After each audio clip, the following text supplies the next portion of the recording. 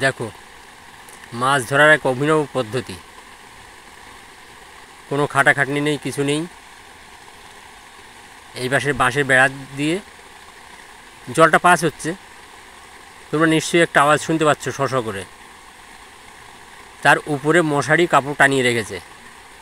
বড় মাছগুলো আসবে, লাফ দিয়ে ওর মধ্যে পড়বে আর ধরে নিয়ে যাবে।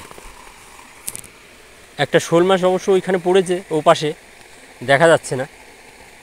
আমি দেখতে পাচ্ছি, তোমরা দেখতে পাবে না। দেখো, মানুষের মাথায় কত বুদ্ধি। এই যে